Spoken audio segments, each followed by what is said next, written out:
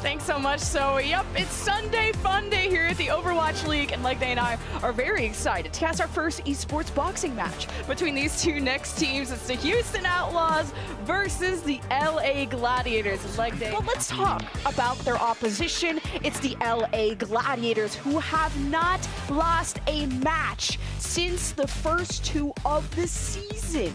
Now, we're not talking about kickoff, but they won that too. So who? They've also adopted punchy main tank guy. So as the desk said, Reiner can really do it all. Yeah, they have adopted the Doomfist. A lot more of that playtime that Reiner's had on it has been recent, and Reiner, of course, played a lot of the Winston and the Reinhardt in the kickoff clash as well. And Reiner's flexibility to be able to play all these different main tanks, as well as a new one, has been critical to Los Angeles Gladiators' success. I actually predicted them to win the kickoff clash on the basis that they were the most versatile team there, that on any map they could bring out the optimal strategy for the topography and be able to create enough space for Shu, Skewed, and Kevster to pop off.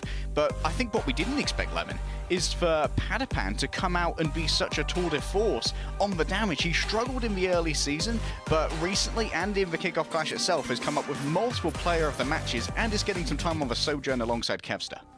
Especially, yeah, Patiphan had the player of the match against the Vancouver Titans, and Patiphan will be seen playing the Sojourn only if the team needs Kevster to play Tracer. That is their premier and elite Tracer specialist. Maybe I'm sure Patiphan can use it too, but Kevster is also their main Sojourn. But I love the overlap that Kevster and Patiphan have, and it's kind of like Kevster gets to pick his choice of hero and Patiphan fills in the gaps, and that's what you need out of your flex DPS. It is a double push week, by the way, so we will be starting on New Queen Street, because having that slight high ground control is great for your range DPS, as Patiphan already gets a first pick, getting some charge potential off of the early engage from Dante, who gave up the statue control immediately. So off that one pick, Houston disengage, and Gladiators get bot control and also top tunnel control.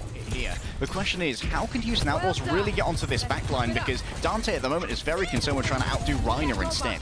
Reiner got down to 2 ticks, and Patiphan has just been left in the window, unpressured by Pelican. I'm sure Pelican was trying to approach, and he got sniped. He's probably gonna have to take more creative routes to accessing Patiphan, who's had 2 first bloods back-to-back for the Gladiators.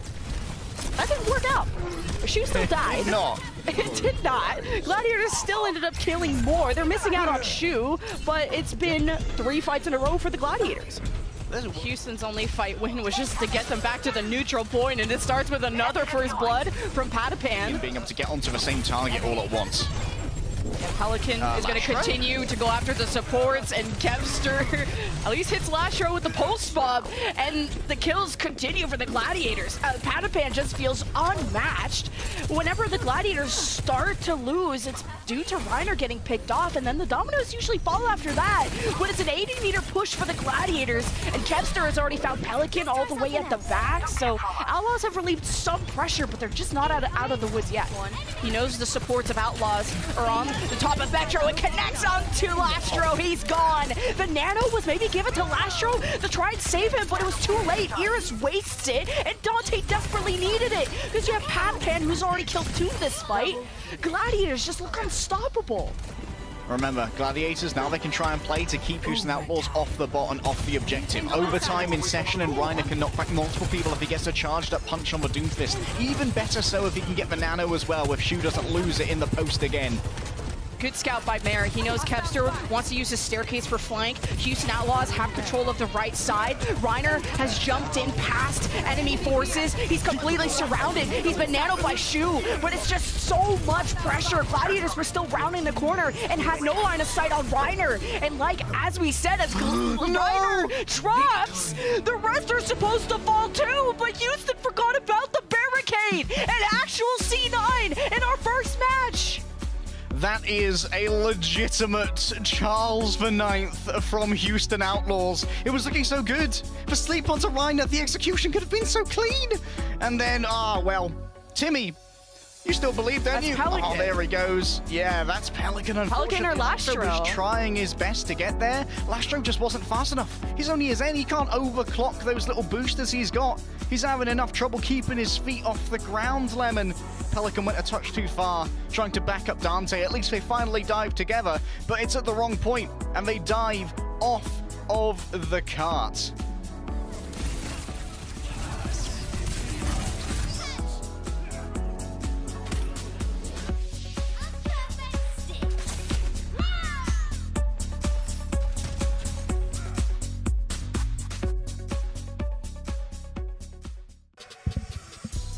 Okay, finally you guys can get away with C9 lol. Here's a replay of those final moments where it felt like Houston could have gone all the way and maybe win. Yeah, I wanted the coordination of a dive, and here it comes from Dante and Pelican, but this is the last place in which I wanted it, Lemon, when no one was on the cart. Previously was a lot harder to charge for Merritt, who's also got overclock. Dante just gets nanoed and jumps immediately off the shoe. What a sleep! But Dante is still could have done more, but all of Gladiators just coalesced on the one target to burst him down. Odds is picked off too, and well, the overclock wants to do the same thing. Merritt's doing a good job. He's in the backline. He's going after Skewed, and you just can't afford to lose more. And at least Outlaws recognize that. So you can use Transcendence just to keep the pressure on this defense. But Gladiators are coming back with Blade. They won't have Nano. Well, let's see if Kepster even needs it. About to swipe onto Merritt and looking for more. You see that Kepster's got the help of his team. Reiner's by his side, but no longer. But it's still more than enough for Gladiators to stop Outlaws in their tracks. 10 seconds remain, and it's going to be down to Reiner to get the touch here. There's no Bob to do it. Arns in the back needs to find some value from this Ashe, which thus far has been valued less. Reiner being aggressive, positioning himself with the Meteor Strike. Dante is in the back, and On's doing everything he can, including swapping to the Ashe just to get to a high ground, just to be safe, to have the Coach Gun to stop the Dank Fist.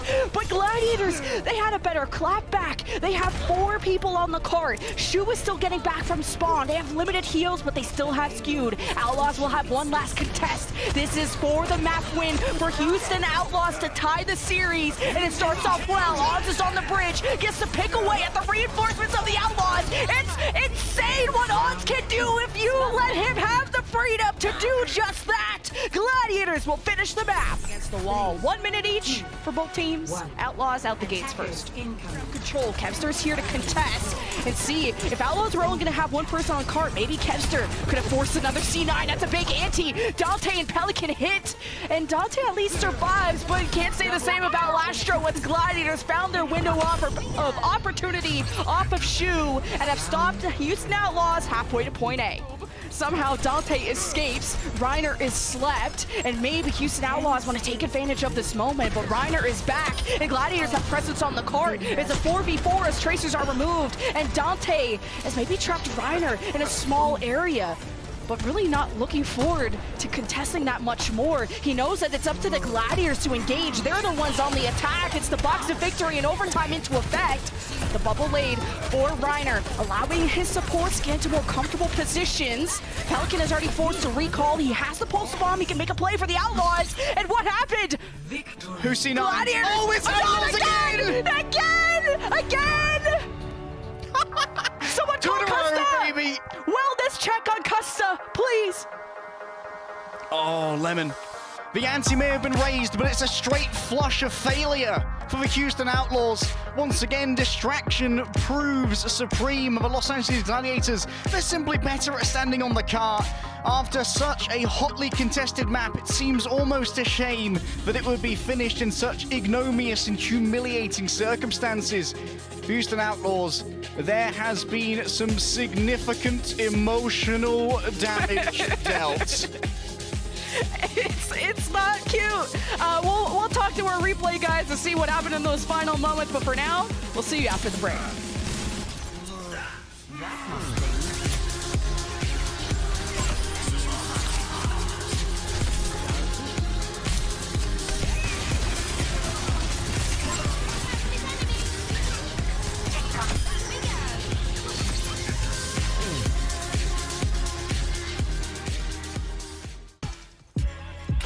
Hey everyone, how you feeling? It's the LA Gladiators versus the C9 Outlaws. Take a look at the final moments, like they break down what happened.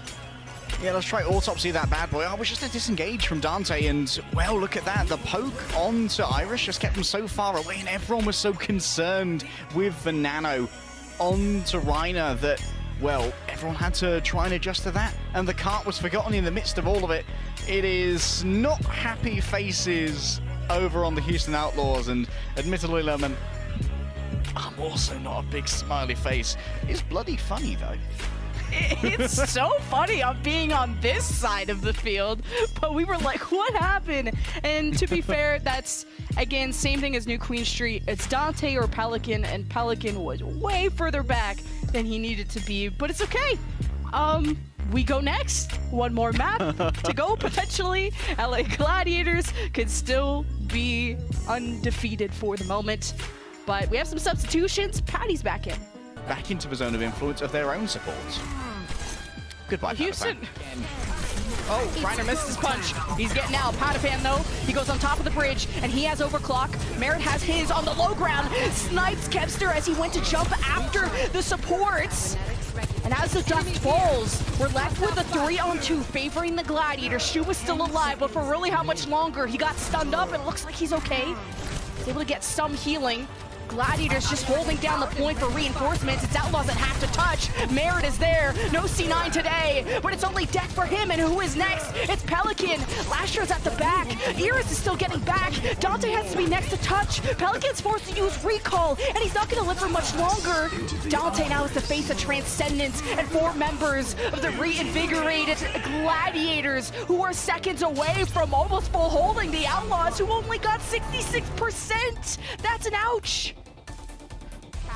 You see that Iris might want to hold sleep for the Reiner engage, and the pulse should finish him. Reiner is down. Gladiator doesn't need any type of pick to make this winnable, but it's Merritt who's just dipping right now, and Pelican is pressuring the supports. Scoot's on the brig, and he's been nanoed, I believe, but because of the ante, there's really not much survival left of the Gladiator supports, but it's because of Patiphan's double kill and Reiner being back in the picture that Gladiators could turn this around at all. They started the first tick. Outlaws still have 2 members on the point, make it only 1. It's Dante left to touch, and no one is home for the Houston Outlaws, so the Gladiators will sweep 3-0.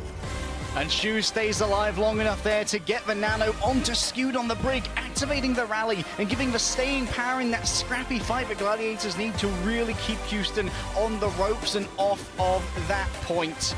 Outlaws, this is certainly not the game that they wanted, but it is certainly a cause for maybe a touch of ego on the Los Angeles Gladiators. Thus far, Lemon, their competition had been fairly easy, up against the Paris Eternal, up against the Vancouver Titans. These teams are still yearning for that first win. We're battling up against our incumbent champions in the LA Gladiators.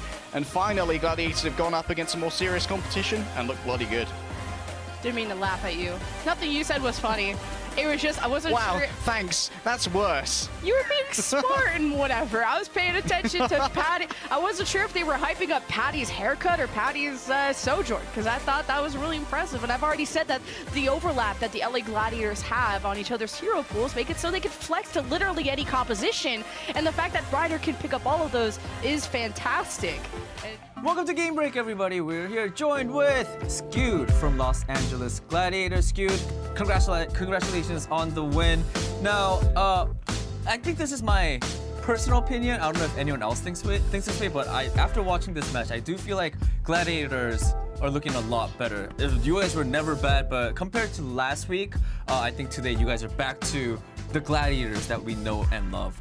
Were there any changes in the past couple days that you guys have made?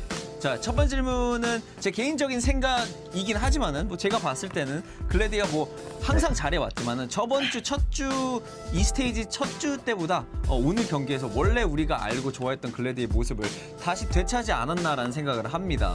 지난 며칠간 좀 어떤 변환점이나 뭐 이런 게 있었나요? 솔직히 말하자면 변환점은 솔직히 없었고 저희가 일주일 내내 스크림 성적이 좋지 않았거든요.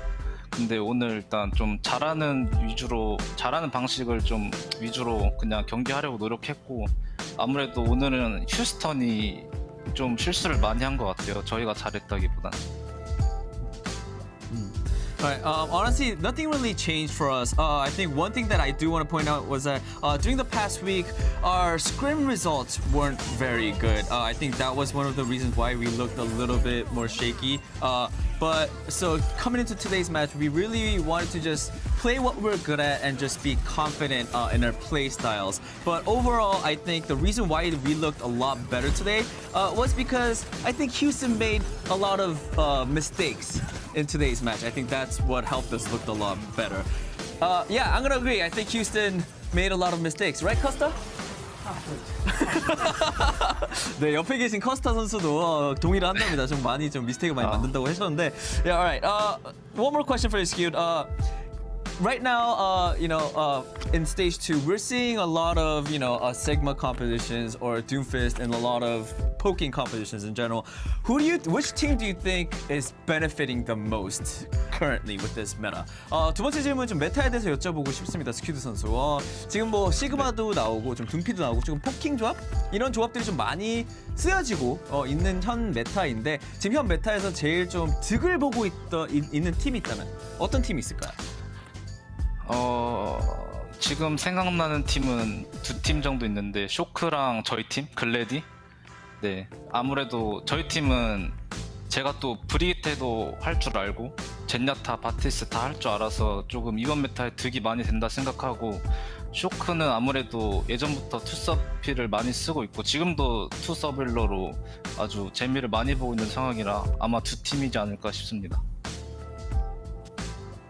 Right. I think I could just two teams coming up in my mind who are benefiting the most for this current meta. First one, of course, being us, Gladiators. The reason being is Brig is one of my signature heroes. Not only that, I could play the Zen and the Bap, so I think it's a lot of big help to the team for the current meta. Another team is the San Francisco Shock. They have been known for the two sub-healer compositions in the past, and even now they are having a lot of fun with it and having, and creating a lot of great results with that composition. So I think it is definitely San Francisco Shock and the Los Angeles Gladiators. All right, Skewed, that is it for the interview. Thank you so much for your time and congratulations Thank you. on the win. 자, 이걸로 인터뷰 마치겠고요. 감사합니다. Okay, thank you. All right, he understood English. Nice. All right, bye.